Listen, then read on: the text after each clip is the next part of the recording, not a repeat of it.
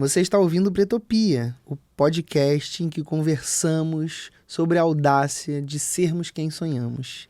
Eu sou o João Rafael, o afroliterato, sou professor, cineasta, pensador, sou um monte de coisa, mas principalmente um corpo negro em movimento nessa bolinha que a gente chama de mundo. E eu sou Jaque Oliveira, uma mulher preta, sapatão, otimista e designer. E no episódio de hoje, a gente vai estar falando sobre redefinições de sucesso. O que acontece depois dos 30. A história desse episódio vai ser um pouquinho mais pessoal. Talvez seja a chance, né, de vocês conhecerem um pouquinho mais sobre a nossa trajetória, né? Quem é mesmo o João Rafael? De onde ele vem, né? E como é que a gente pode encaixar esse João Rafael, né, nessa definição de sucesso que acaba sendo uma definição de sucesso que não tem muito a ver com a nossa trajetória, né? A gente acaba sendo tolhido, a gente acaba sendo moído. Eu acho que é isso mesmo, é a ideia de um moedor de carne, assim. Não é uma coisa tranquila, é uma coisa violenta o processo pelo qual a gente passa pra gente se adequar a isso, né? Pois é, e aí no final ainda vem uma galerinha e cria umas narrativas, né? Meritocracia! Pois é. Mas a gente tá no Pretopia, né? E aí o nosso trabalho aqui é questionar isso de alguma maneira. Então, onde é que isso começa? Na verdade, começa enquanto eu tava ouvindo uma música do Khalid, que é uma música muito legal, que se chama Young, Dumb and Broke, né? É uma música sobre a adolescência do Khalid. E aí eu tava pensando nessa relação, porque assim, a gente se conheceu no ensino médio, Jaque. Cara, olha só isso, eu não vou falar quanto tempo a gente fez no ensino médio, que eu não tô afim de revelar a nossa idade aqui. Eu tenho muito orgulho da minha idade, né? só pra você saber. Eu também, mas assim, é uma idade, Desnecessário. né? É uma idade. Informação desnecessária. Talvez não diga exatamente sobre quem nós somos, mas é uma idade, é o tempo em que a gente habita essa bolinha que a gente chama de mundo, né? Mas de lá pra cá, por exemplo, as minhas metas foram mudando, né? Igual o Dilma Rousseff falou, quando a gente atinge a meta, a gente dobra a meta. Eu faço terapia e sou essa pessoa, né, que eu me cobro muito a ponto de algumas vezes, né, surtar um pouquinho, quem nunca. Então, como de lá pra cá, as coisas acabaram mudando, assim, e mudando muito. A minha perspectiva de mundo, a minha perspectiva de sucesso, aonde eu achei que eu fosse estar agora, né? Se eu tivesse escrito uma carta no tempo, uma cápsula do tempo pra mim, de lá dos meus 14, 15 anos até agora, nossa, eu ficaria muito curioso de saber o que aquele João estaria dizendo pra esse João. Você não se lembra? Cara, tem muita coisa que eu me lembro das coisas que eu fazia, eu me lembro das experiências que eu vivi. Mas não é como se fosse eu, entende? Sim, compreendo. É como se eu olhasse para um filme e visse eu lá agindo e fazendo. Mas você não se lembra dos sonhos que você tinha naquela época? Eu me lembro. E você tem, tipo assim, uma listinha do que você fez ou do que você não fez? Você é metódico desse jeito? Não tenho listinha não, amiga. Eu sou canceriano, eu sou bagunça em pessoa, cara. Eu sou bagunça em pessoa. E eu sou muito coração, então assim, eu lembro muito bem os sentimentos que eu tinha, saca? Quando era ódio. É engraçado isso porque hoje, no auge dos meus 34, falei. No auge dos meus 34, eu posso dizer que tenho alguma inteligência emocional de entender o que eu tô sentindo quando eu tô sentindo, né? O João, de 14, 15 anos, não sabia. Então era tudo muito à flor da pele. Isso que eu tô falando da adolescência pra cá, não tô falando da vida, da infância, né? Acho que é natural esse distanciamento, né? Porque agora a gente tem um olhar mais maduro sobre o passado, né? E, de fato, éramos outros seres humanos, né? Muito mais utópicos, muito mais sonhadores, positivos, né? Desbravadores, né? Enfim, o mundo vai tolhindo a gente e trazendo a gente até onde estamos. Mas eu me lembro de algumas experiências que eu queria ter. Então, assim, eu não me lembro assim... Eu me lembro que, de profissão, eu queria algo completamente diferente. Mas tinha algumas experiências que eu queria naquela época que se encaixam perfeitamente com a vida que eu tenho hoje. Então foi meio que um sonho torto, né? Eu fui ali desviando, desviei daqui, desviei dali, pá, né? Dei aquele drible, pá, voltei. Olha os passos de manobra aí. Peguei a bola de novo aqui e tal. Eu não marquei o gol, mas... Mas, assim, por exemplo, eu queria muito viajar. Viajar era algo que sempre esteve no meu radar. Eu me lembro de, sei lá, ter 13 anos e pensar que eu queria viajar o mundo. E aí, como a gente é aquilo que dão acesso a gente, né? A gente é fruto do meio, né? Quando falta referência, fica um pouco complexo você sair da caixinha. Eu queria ser jornalista, porque eu pensava assim... Pô, jornalista viaja. Eu vou ser correspondente internacional. Maneiro. É isso. Aí eu fui estudar inglês porque eu queria ser correspondente internacional. Aí a Ilse Scamparini. Eu queria ser a Ilse Scamparini. Não, eu gostava muito da Ana Paula Padrão. Ana Paula Padrão. Porque a Ana Paula Padrão fazia umas séries de reportagens especiais, apesar dela não ser correspondente internacional. E uma que me marcou muito foi a que ela fez no Afeganistão. Eu me lembro ali, eu não sei que idade que eu tinha, mas eu me lembro que ela trabalhava no Jornal da Globo e eu ficava lá. Tipo, meus pais iam dormir, eu voltava pra sala. Meu irmão me ajudava a gravar o episódio do Jornal da Globo. E aí eu podia assistir no dia seguinte, quando eu voltava da escola. Eu assisti aquilo dezenas de vezes, Ana Paula Padrão, no Afeganistão. Como é que é isso? Tu tava assistindo Ana Paula Padrão, tava assistindo Dragon Ball Z. Eu também assistia Dragon Ball Z. Eu também assistia Dragon Ball Z. Eu fazia as duas coisas. Sou mulher, meu lindo. Multitask. Eu posso fazer as duas coisas. Ao mesmo tempo. E aí depois eu chego na adolescência, vou estudar audiovisual, vou parar nessa escola técnica onde a gente se conhece, Adolfo Bloch, no Rio de Janeiro. E lá eu me encanto com cinema. Eu fico, nossa, cinema, meu Deus, que incrível. Jornalismo é legal, mas cinema, uau! Muito mais legal. E aí eu boto na minha cabeça que eu vou ser documentarista. Mas assim, é isso, eu vou ser uma cineasta, vou ser documentarista. Só que o meu estilo de documentário vai ser o quê? Viajar o mundo para mostrar diferentes culturas e realidades. Aquele documentarista que é também meio que um repórter, né? Sim. Que vai lá e denuncia. Então eu era vidrada nesse tipo de documentário. Passava ali o quê? A tarde inteira quando chegava em casa, domingo. Né? Tava sempre pedindo para os meus professores referências. Eu amava esse tipo de documentário. E eu tava certa de que eu seria documentarista. Nada disso aconteceu. O vestibular veio. As expectativas foram criadas? E foram frustrantes. Mas E aí eu me lembro disso. Eu me lembro que eu sempre quis estar em contato com outras culturas. Eu sempre quis viajar. Eu sempre amei política e economia. Sempre, sempre. E eu sempre amei o diferente. Então, sons diferentes. Todo tipo de linguagem diferenciada. Aquilo me cativava.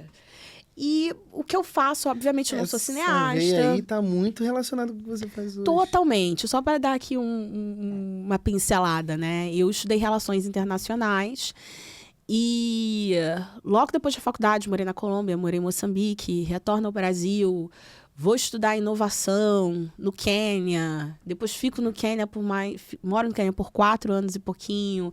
E o que eu faço hoje em dia, eu desenho políticas públicas focadas em saúde, né? Eu trabalho na agenda da saúde pública. E eu viajo o mundo fazendo isso. Eu estou constantemente em contato com outras culturas. Eu estou constantemente sendo exposta a sons diferentes. Né? Estão aí todos os motoristas que me ajudam pelo mundo, motoristas / DJs. Sou muito exposta a narrativas e literaturas distintas e cores e pessoas e modos de vida. Então, o meu trabalho, para mim, ele é um tesão. Ele é muito mais do que um trabalho. Assim, ele ultrapassou muito a minha expectativa do que eu buscava no meu primeiro dia de aula. Cara, que doideira, né? Mas eu não sou cineasta, eu não sou jornalista. E tá tudo bem, né? Tá tudo bem. Mas assim, eu me lembro de querer ter esses sentimentos que eu tenho cada vez que eu desembarco num lugar. Sim. Sabe? Esse desconforto que eu sinto de, tipo, não sei o que esperar, quando eu me sento para comer, não sei o que esperar quando eu saio do aeroporto, os cheiros, né? Acho que hoje, depois de 27 países, cheiro é uma coisa que, né? Muito específica. Muito né? específica de né? cada lugar, as paisagens, né? Enfim, eu acho que eu não frustraria a Jaqueline de 15 anos. Que legal. Que legal. Eu fico muito pensando nessa relação que eu faço entre a minha infância e a minha adolescência, né? Aquela coisa de ter que ser... Porque, assim, a minha experiência enquanto um homem preto é muito marcada pela violência. Eu sou de Anchieta, eu sou de quase Baixada Fluminense, né? Que Anchieta é um bairro que está ali entre a Baixada Fluminense e o finzinho da Zona Norte do Rio de Janeiro. Então, é um bairro de passagem, praticamente, muito abandonado. Demorou, sei lá, 20 anos para ter um supermercado perto da minha casa, por exemplo. Um supermercado grande. A minha infância é ali, é no morro. Eu morava numa rua chamada Himalaia, então dá para imaginar ali o tamanho da subida. Eu subia e descia ao morro para chegar em casa. Então a minha infância ela vai sendo marcada muito por essa coisa do tem que. Do filho, não tem que sair de chinelo, tem que sair com documento, tem que sair com camisa, não posso sair sem camisa por aí. Tem que tomar cuidado. Tem que tomar cuidado. Esse tem que tomar cuidado é tão vago, né? Tem que tomar cuidado, meu filho. Tem que tomar cuidado. Você não pode isso, você não pode aquilo. Então, a minha infância é muito marcada por essa perspectiva dessa violência mesmo, né? Porque é uma violência você dizer que eu não posso fazer o que eu gostaria de ter feito. E aí a minha infância ela é muito marcada por isso. Num primeiro momento, eu queria ser piloto de avião de caça. Uma coisa super aleatória, mas que eu imagino que deva ser muito bacana. Mas com 5 anos de idade eu sofri um acidente que deixou meu braço direito, eu não consigo esticar mais meu braço direito. Eu quebrei meu braço direito, sofri um erro médico e aí eu não posso mais esticar. E aí assim que eu tiro o gesso e é constatado ali que meu braço não vai esticar mais, meu pai me fala, olha, você não vai poder ser piloto. Porque no exército você não pode ter uma deficiência. É como se eu tivesse uma deficiência, assim. E aí aquilo me marcou muito. Pensei assim, meu Deus, o que eu vou ser agora? Né? Bom, não sei, só quero brincar, quero ver desenho. Eu gostava muito de escrever. Dragon Ball Z. Dragon Ball Z. Eu gostava muito de escrever. Eu gostava muito de ler. Eu lia desesperadamente. Escrevia desesperadamente. Minhas primeiras histórias de contar no Adolfo Bloch é sobre isso. É sobre como eu cedo, com 11 anos de idade, começo a escrever meu primeiro livro. Termino com 13 anos de idade, demoro 3 anos para escrever esse livro. Eu escrevi, tenho até hoje esse livro lá em casa. Eu escrevi num caderno de 20 matérias, 526 páginas escritas a lápis, porque eu não tinha caneta. Eu usava o lápis, eu gostava de escrever a lápis. Escrevo essas histórias que são muito fantasiosas. Eu sempre gostei muito de Senhor dos Anéis, de Star Wars. Eu escrevi uma história que é tipo uma imitação de Senhor dos Anéis, só que tinha personagens pretos. Eu me lembro. Você lançou esse livro? Esse eu nunca cheguei a lançar. Esse eu nunca cheguei a lançar porque eu nunca cheguei a conseguir transcrevê-lo. Tu lembra? Quando na escola a gente chegou a transcrever um outro livro meu. Eu lembro. A gente transcreveu um outro livro meu um pouco menor. Eu até perdi esse arquivo. Não tem nenhum... Se alguém conhecer aí, gente, alguém que abra PageMaker, eu acho que é 90, me fala, por favor, porque eu tenho esse arquivo até hoje, mas eu não consigo abrir, porque esse aplicativo acabou, não era um aplicativo, é um programa, acabou. Gente, e eu perdi. Amo isso, porque eu me lembro de estar na escola, a gente ter 15 anos, e você, tipo, tem um livro aqui, pessoal, vocês me ajudam a transcrever? Quem escreve um livro com 15 anos de idade? Quem? E eu voltando pra casa pra assistir o documentário, sabe? Eu sentava e escrevia loucamente, assim, era uma coisa muito doida. E aí o meu sonho, ele passa a ser, primeiro, ser escritor. Na verdade, teve algum momento da minha vida que eu descobri que as pessoas ganhavam pra escrever. Eu pensei assim, cara, que legal, eu gosto de escrever, tem gente que ganha pra escrever, então eu quero ser escritor. Só que, enfim, ainda tô buscando se alguém quiser me publicar, gente, entre em contato lá na minha DM, por favor. Mas eu já publiquei alguns contos, publiquei um livro, né, no meio do caminho. participei de alguns eventos interessantes, assim, tipo, a FLUP foi muito bacana. Aos meus 23 anos eu visitei todas as favelas cariocas com a FLUP, numa formação para escritores, e aí publiquei um conto na FLUP. Mas quando eu chego no Adolfo Bloch, eu percebo que essa minha criatividade pode servir muito pro cinema e pra TV. E aí eu começo a escrever roteiro loucamente, assim. Achar que, pô, se eu não posso ser escritor agora, se é mais difícil que eu ser escritor, eu quero ser roteirista. Era muito mais legal ver as coisas que eu escrevia sendo transportadas para a realidade, né, do que pensar nelas continuando escritas ali no livro. Então, na minha adolescência, eu fiquei louco sobre a ideia de ser roteirista. Mas na nossa formação não tinha isso, né? Na nossa formação não tinha roteiro. O mais próximo que tinha de algo com roteiro era pesquisa. Então é a coisa mais próxima de escrever que eu fui fazer no nosso ensino médio técnico, no Adolfo Bloch, em produção audiovisual, o melhor curso daquela escola. A melhor escola. A melhor escola. E aí eu chego ali no Adolfo Bloch e tenho contato com uma realidades completamente distintas da minha. Eu saía de Anchieta, pegava um ônibus, um metrô e um ônibus para chegar na escola. Quando chegava lá, conhecia você, que era de Nova Iguaçu.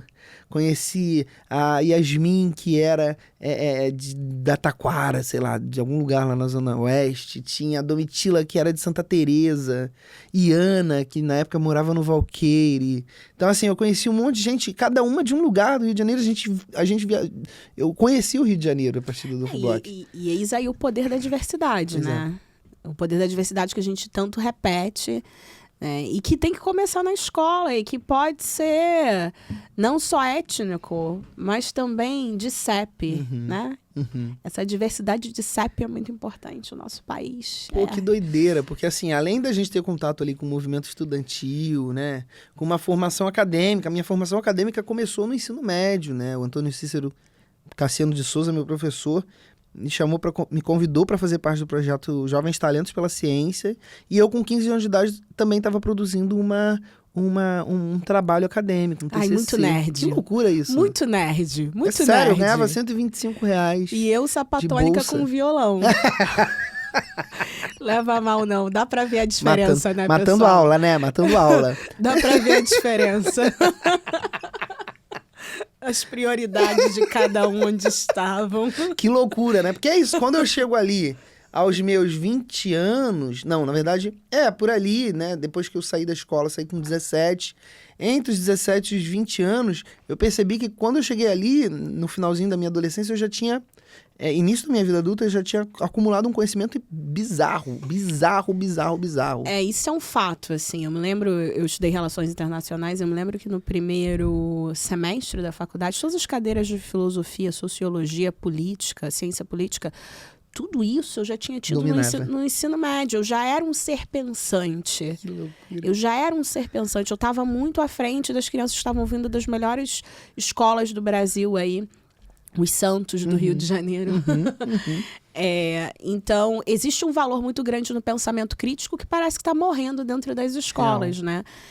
E da arte também. Porque eu acho que uma coisa que muda... Acho que um dos grandes ganhos que eu posso acreditar ao Adolfo Bloch foi essa habilidade que a gente adquiriu esse hábito e habilidade de ir a exposições e de consumir diferentes expressões artísticas. Sim. E de fazer essa digressão do que elas significam dentro daquele tempo e espaço e a apreciação da arte, né? Real. Acho que tem todo um pensamento crítico muito específico que vem desse processo de você aprender a apreciar diferentes linguagens artísticas, né?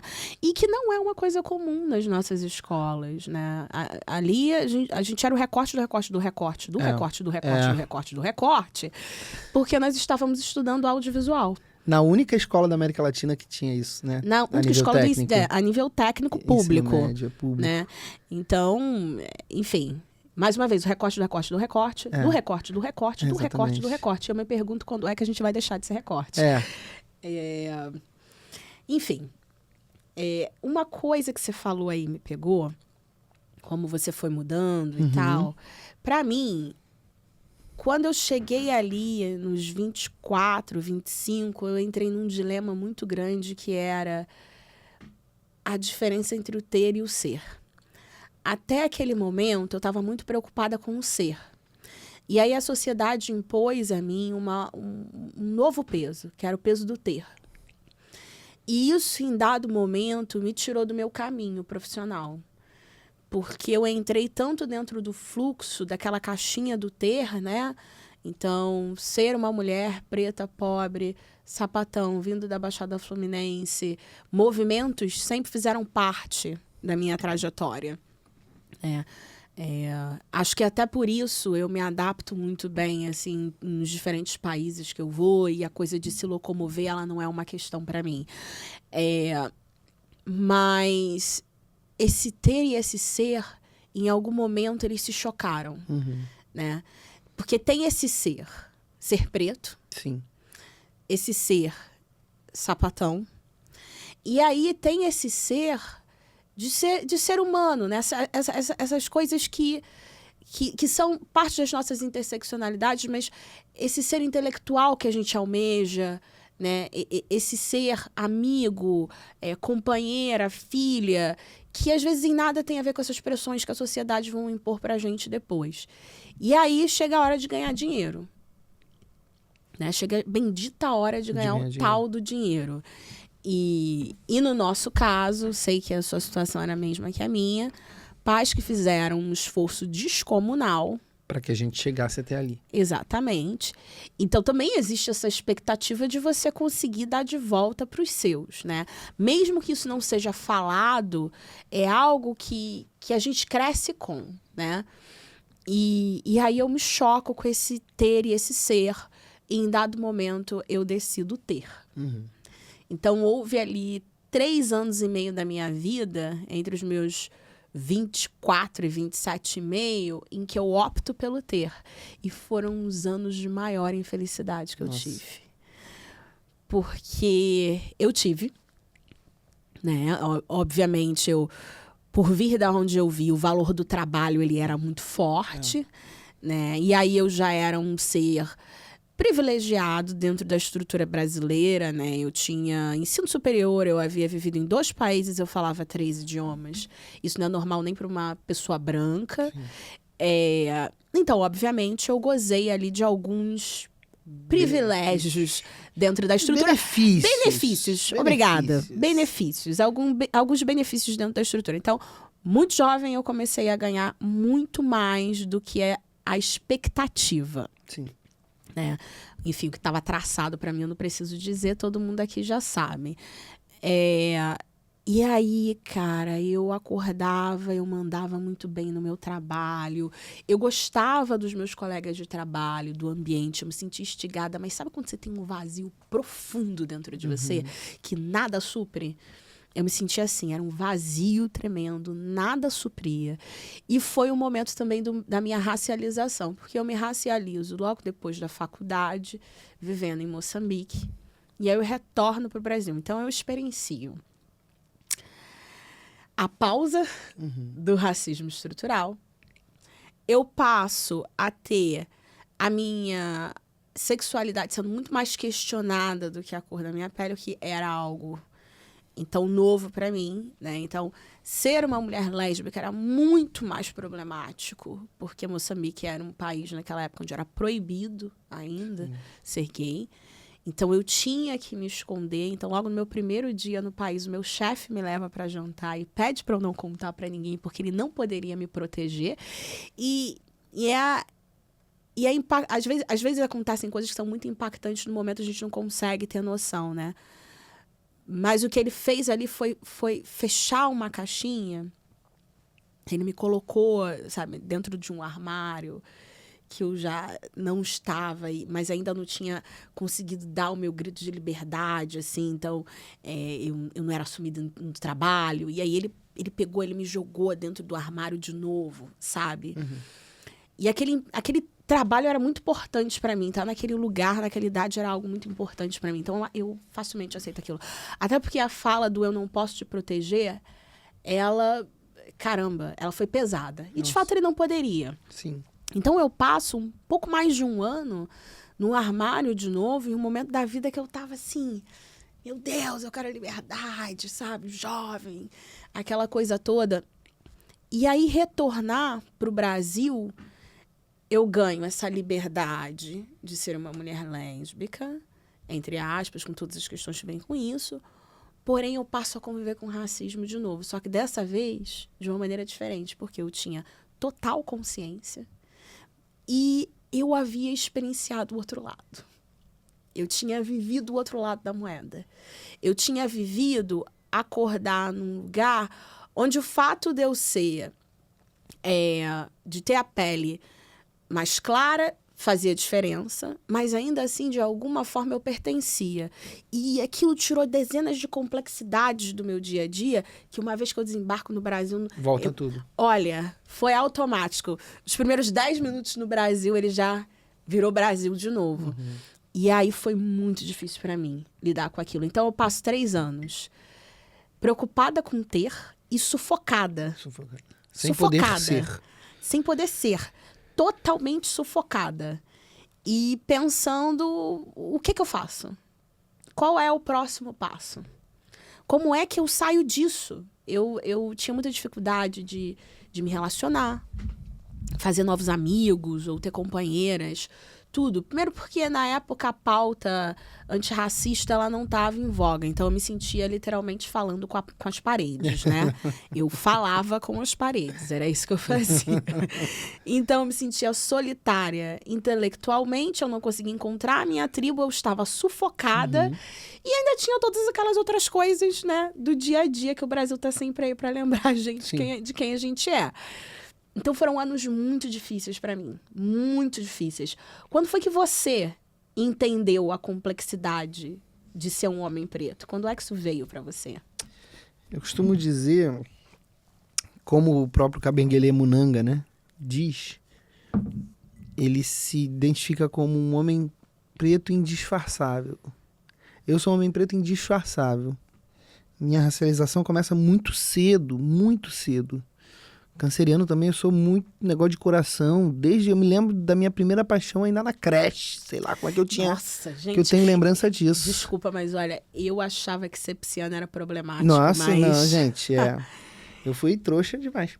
Mas eu muito pequeno, e é engraçado, eu tinha um grupo de amigos pretos na minha rua, assim. Todos eram pretos. Mas eu era mais preto que todo mundo. Então, um tinha a orelha maior, era o orelhudo, o outro tinha o nariz maior, era o narigudo, o outro tinha o olho grandão, era o olhudo. Eu era o único que era o preto. Entende? Meu apelido era ser preto. Então, e aí eu sou da década de 90, né, gente? O que era sucesso na década de 90? As boy bands de jovens brancos estadunidenses, era o NSYNC, era os Backstreet Boys. Eu me lembro ainda no meu fundamental, meu primeiro fundamental, de dançar na escola. Eu gostava de dançar, assim. E eu vou dançar, fazer uma apresentação, tipo show de talentos da escola, com outros 3 amigos brancos. E a gente ia fazer uma apresentação dos Backstreet Boys. E a gente ensaiou a dança todinha e foi dançar. Eu me lembro da galera rindo quando a gente terminou de dançar. E, tipo, a dança tinha sido incrível. A gente ensaiou a beça. Falei, gente, será que aconteceu alguma coisa? Por que o pessoal tava rindo? Depois eu fui descobrir que eles estavam rindo porque não tem Backstreet Boy preto. Eu só podia ser o jacaré do El Chan. Então, eu me racializo muito cedo. Mas o discurso da meritocracia, esse discurso de que eu tinha que ser melhor, porque parece que ao longo da minha infância e da minha adolescência foram reafirmando o quanto eu era inteligente. Sabe quando as pessoas vão falando, e aquilo passa a se tornar uma grande verdade para você? Ao ponto de você negar, por exemplo, quando eu entro na universidade, eu entro a partir da ampla concorrência, eu faço o último vestibular da UFRJ, antes da UFRJ aderir o Enem, eu entro pela ampla concorrência com o discurso da meritocracia, dizendo que eu cheguei até ali porque eu sou inteligente, já que eu era o primeiro da minha família inteira a entrar numa universidade pública federal, então eu era inteligente. E aí eu acreditava que as cotas eram migalhas que eu não precisava porque eu era inteligente. Então eu não acreditava que as cotas eram necessárias. Olha isso, né? Quem conhece meu trabalho diria isso. Vou fazer uma pequena provocação. O que você chama de se racializar? Porque, assim, eu acho que todos nós ali, em certa medida, obviamente, família, né? A gente vai se tocando dessas microagressões e vai recebendo as instruções para sobreviver, né? Mas eu considero racialização um momento em que eu tomo consciência de todo o arquétipo social que me constrange, sabe? Isso que você falou das cotas é muito louco, porque eu escolhi não ir para a Universidade do Estado do Rio de Janeiro, a UERJ, por conta das cotas. Eu me lembro, a nossa escola fica próxima, e eu me lembro de um amigo, um veterano, entrar pela lei de cotas e dele sofrer muitíssimo e dele voltar para me contar como aquilo era horrível, como que ele se arrependia, mas agora ele estava ali, tem que fazer a vida acontecer. E aí eu escolho não ir para a UERJ, porque eu penso assim, ai, cara, a faculdade é para ser bom. Não é para ser mais difícil. Já vai ser difícil por muitos outros aspectos. Mas olha que doido, né? Eu não tinha, inicialmente, uma opinião sobre as cotas. Sim. Mas eu entro no IBMEC com uma bolsa do ProUni. Um lugar extremamente branco. Sim. Enfim, a estrutura, ela constrange. Naquele espaço, ela me constrangia muitíssimo. E obviamente, o país inteiro discutia cotas naquele momento. Naquele momento a gente estava... O país inteiro tinha uma opinião sobre cotas e sempre era uma discussão que não dava bom, né? E lá eu entendo que isso é necessário, porque na minha turma nós éramos 35, 40 alunos, não sei, mas éramos somente 3 pretos. Olha isso. E o IBMEC foi o primeiro lugar branco opressor que eu frequentei. Porque até então eu estava na periferia, né? E depois eu estava na Zona Norte. E aí, de repente, eu caio num lugar que me mostra que o Brasil não tem um gap social. O Brasil tem um abismo social. Um abismo social. A minha realidade comparada com as dos meus colegas de classe era um abismo. Um abismo. O ato de pegar um trem em Nova Iguaçu para chegar no IBMEC, eu via todos os Brasis. Eu pegava o trem com a empregada doméstica que ia servir eles depois e eu estudava com eles. Então lá, logo no primeiro semestre, eu entendo assim, não, isso daqui é importante pra caramba. Não, eu não gostaria de ter ido pra UERJ naquela época. Eu acho que a galera que frequentou a UERJ naquela época deve ser louvada. Sim. Louvada de pé, porque... Foi nossa ponta de lança, né? Aquelas pessoas sofreram muito para que a gente... Pavimentaram tudo que a gente tem hoje. Mas, enfim, desculpa. Correram para que nós pudéssemos andar. Correram para que nós pudéssemos andar. Não, mas tem tudo a ver. Eu acho que é isso. Eu falei primeiro de como eu me vejo enquanto homem negro, mas me racializar mesmo só depois que eu entro na universidade. Eu não fazia ideia. E aí eu vou parar num grupo de pesquisa, primeiro pela possibilidade de ter uma bolsa, né? Constrangimentos eu já havia passado vários, já conhecia o racismo na pele, né? Quando eu ganhava essa bolsa da escola pública, a gente andava de jaleco, nossa escola tinha um jaleco e era moda naquela época o jaleco rasgado para os veteranos, né? Era uma marca do veterano ter o jaleco rasgado e surrado, isso era legal. E aí eu ia... toda vez que eu entrava numa loja americana, eu tinha um segurança me perseguindo. Aí, quando eu recebi a bolsa, a primeira bolsa de R$125, a primeira coisa que eu resolvi fazer é comprar um MP3. O MP3, gente, pra quem não sabe, é um aparelhinho que tocava música, tá? E ele tinha o tamanhozinho de um pendrive, tinha mais ou menos 126 megabytes, o que mais ou menos dá para umas 12 músicas, não dava nem para um disco inteiro.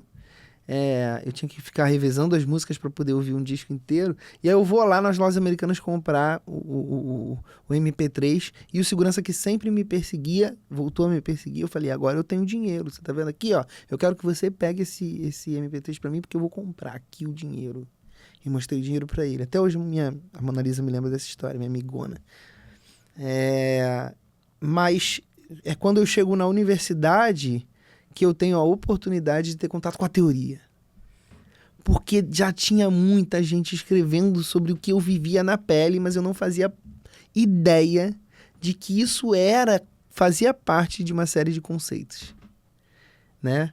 Ao mesmo tempo, eu sou um dos alunos na UFRJ da última turma da professora Ivone Magui, que foi uma das responsáveis de fundamentar todo o pensamento da Globo contra as cotas na época. Ela tinha uma coluna no jornal o Globo em que ela escrevia contra as cotas raciais. Eu fui o último aluno da última turma dela antes dela se aposentar, né? Mas engraçado, eu tive uma experiência com ela que foi muito interessante, porque ela era uma aula eram oficinas de escrita acadêmica, né? De TCC, e eu produzi um TCC falando sobre o racismo na mídia brasileira, porque ainda estava tentando fazer aquelas conexões, né? Da sociologia com o cinema e tudo mais. E aí eu escrevi sobre o racismo na mídia do Brasil. E aí ela leu a minha dissertação, na época, o meu TCC. E a gente conversou sobre isso e ela disse pra mim assim, olha, João, apesar de eu não concordar com nada disso que você tá falando, tá muito bem escrito, faz muito sentido, e é sobre isso, essa matéria aqui. E eu fiquei muito impressionado, né? Fiquei impressionado positivamente, né? Meus colegas disseram que eu era maluco por entregar meu TCC nas mãos dela para que ela pudesse analisar, e era uma análise na frente de todo mundo, não era uma coisa assim, não era como, não era no privado, era a nossa turma, toda semana a gente se reunia para discutir uma parte do meu trabalho produzido. E ela me ajudou a alinhar aquele trabalho e transformar aquele trabalho num próprio projeto para o mestrado. Foi muito interessante esse processo, assim. Ter contato muito próximo ali com aquilo que a gente costuma identificar como inimigos. Mas é só ali, na universidade, que eu tenho contato com a teoria mesmo. E me se racializar, tornar-me negro, como a Neuza Santos afirma ali no título do livro dela, só na universidade. Quer dizer, eu passei uma vida inteira percebendo o racismo na pele, mas sem saber que aquilo era conhecimento, teoria, do qual eu podia me apropriar. Então eu já entro pensando assim, cara, eu preciso falar sobre isso de alguma maneira. E ser professor passa a se tornar uma coisa muito mais urgente para mim. Tipo, e aí quando a gente começou a discutir sobre as cotas, era a educação, né?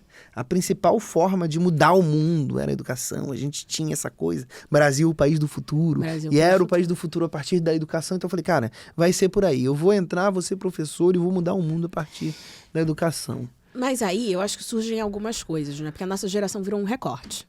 Virou um recorte, um grande recorte. Um grande recorte, né?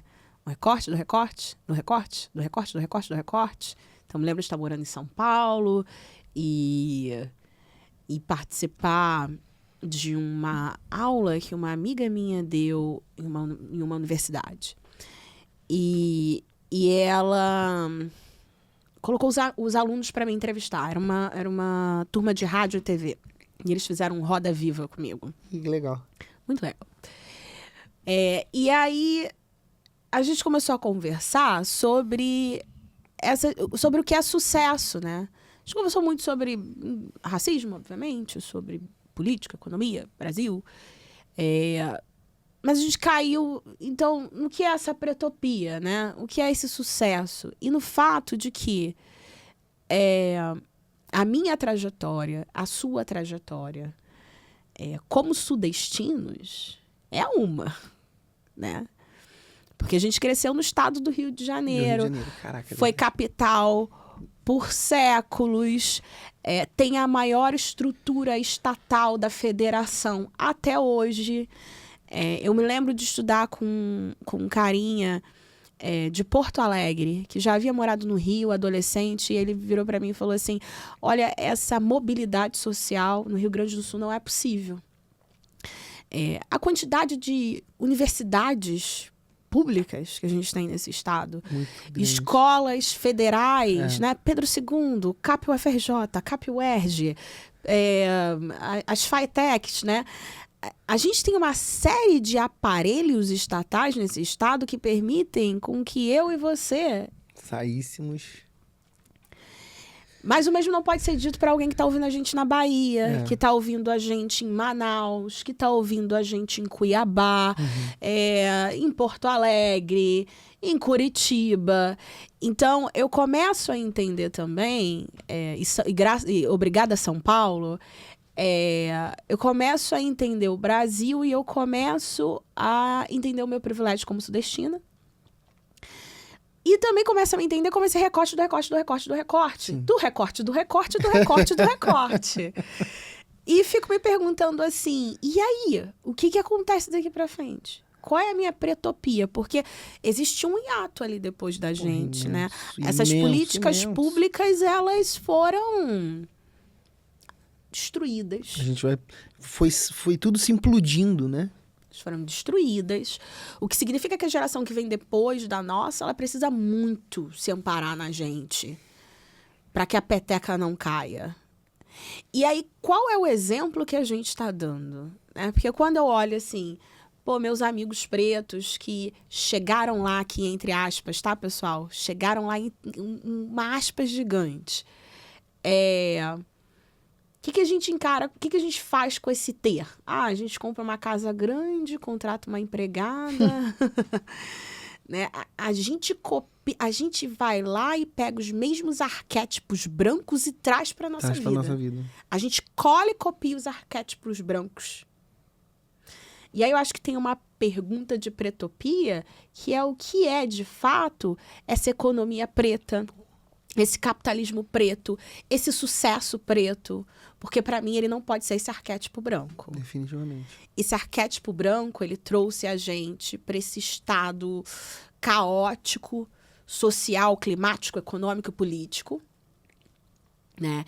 E a gente gosta de dizer que a solução agora está nas pessoas de cor, né? Está nos pretos, está na população dos nativos brasileiros, está nos imigrantes que aí chegaram nas últimas décadas, né? Não podemos esquecer deles. Sim. A gente não pode acender e criar novas camadas aqui, né?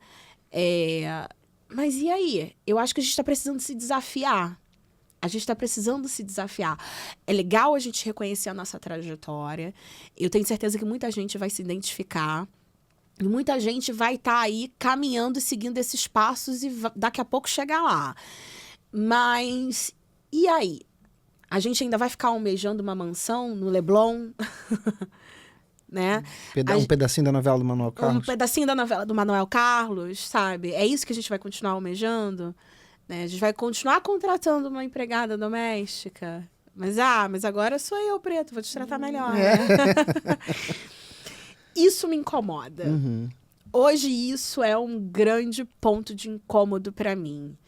Eu não acho que a gente chegou numa pretopia ainda. Não. A gente tem que parar de falar só da nossa ancestralidade, porque definitivamente a gente precisa entender ela, a gente precisa se agarrar nela, a gente precisa sim tornar ela mainstream. Uhum. Vender. Para os empreendedores pretos é isso aí. Tem que virar mainstream, tem que vender. Mas e aí, qual é a nossa pretopia? Ela não pode ser um arquétipo branco. Ela não pode. Uhum. Vou ser cancelada de novo. Preparem os... não tem mais aquela rede em que cancelavam as pessoas. Talvez você não seja. Talvez não vai dar pra me cancelar. Gostei.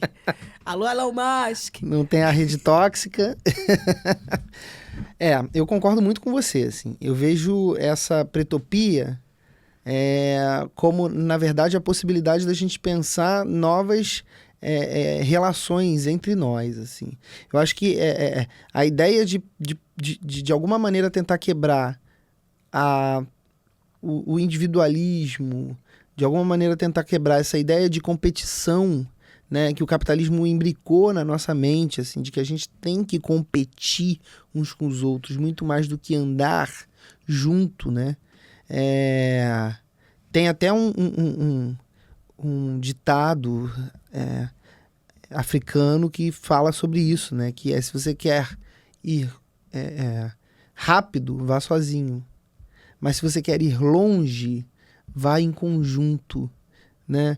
Porque essa condição da gente acreditar que uma pessoa só vai se destacar e vai representar o sucesso, ou essa coisa do, talvez eu agora seja cancelado, a favela venceu, Ah, isso é péssimo. né? A ideia do a favela venceu. Como assim a favela venceu? Já que nós somos o recorte do recorte, 3 pontinhos. Como assim a favela venceu se você tá com um carro de luxo, né? Que espécie de sucesso é esse que é tão individual, né? E tão preso nessas amarras desse capitalismo que é bruto, assim, que é puramente econômico e nada humano, né? O elemento humano se perde nesse capitalismo, né? A gente até cria uma espécie de saber, que eu acho que é senso comum, né? Dizer que, porque dinheiro não traz felicidade, né? Dinheiro é importante sim, né? Porque a gente só vive, hoje a gente só vive com dinheiro. A gente só vive a partir do dinheiro. O problema é viver para o dinheiro. Chegamos no ponto. O problema não é viver com o dinheiro. O problema é viver para o dinheiro. É isso. Né? Essa condição de prisão, né, em que a gente se coloca na medida em que a gente entende sucesso capitalista econômico puramente sem o elemento humano, faz com que a gente esteja preso às amarras. Acho que é o Sartre que fala isso, né? O homem é condenado a ser livre. O homem é condenado a ser livre. A gente é condenado a ser livre dentro das amarras desse capitalismo, né? Isso não é liberdade. Na verdade, isso é uma condenação, a maior prisão talvez esteja na nossa própria cabeça, assim. E aí, faz o quê? A gente pode deixar aí Deixa essa pergunta para os deixar essa ouvintes. pergunta para os nossos ouvintes. Mas fica essa provocação dessa pretopia. E como é que a gente se livra desses arquétipos brancos? Eu tô com você, eu não acho dinheiro uma coisa ruim. Eu costumo dizer o seguinte, eu não sou capitalista, mas o sistema é. E esse dinheiro ele vai ter que passar pela mão de alguém. Então que seja pela minha. Perfeito. Que seja pela nossa. Né? Porque a gente sabe bem a dor desse dinheiro não passando pela nossa mão. A gente sabe bem o que acontece. Então, um alô aí para os empreendedores pretos e para todo profissional preto que está saindo para trabalhar todo dia e construindo a sua vida. Boa sorte para todos nós. Mas deixa essa provocação, pessoal. A gente acho que tem uma pretopia gigante aí para ser feita do que é esse mundo preto. E a gente partiu de vários questionamentos, né, até chegar até aqui. Né? Foram questionamentos que passam por essa questão existencialista, né? Questionamentos que passam por essa visão idealizada de mundo, né? Questionamentos que passam pela possibilidade de a gente criar algo que seja nosso, uma cidade, a Soul City, né? Que na verdade não deu certo. E sobre poder falhar também ao longo desse processo, né? Se libertar um pouco dessa culpa cristã e suplantar um pouco essa condição do resgate. A gente passou pelas fitas somalis, né? Pelas fitas cassete somali, para mostrar um pouco essa ideia de resgate. Eu acho que a gente partiu, né? Pensando também essa ideia de felicidade enquanto resistência. Eu acho que a gente construiu um caminho aqui que a ideia não é pavimentar o caminho, né? É mais apontar o caminho ou promover reflexões que façam com que a gente chegue junto, né? Nesse caminho, apesar da gente não saber qual é, né? Mas essa pretopia, de fato, pode ser o que a gente sonhou. Acho que só pode ser o que a gente sonhou. Vai dar bom, pessoal. E aí não esquece, né? Sigam a gente nas redes sociais, gente. A gente lá é o @pretopia_pod. Eu sou o @afroliterato. Me segue lá pra gente expandir essa conversa. E eu sou o @JaqueAOliveira. Vamos continuar batendo esse papo, não esquece, sejam audaciosas, encontrem pessoas novas, vai ver o mundo. E aí, quem sabe, o mundo se torna um lugar melhor para todos nós. Até a próxima temporada. Tchau, tchau. Tchau, gente. Até a próxima temporada.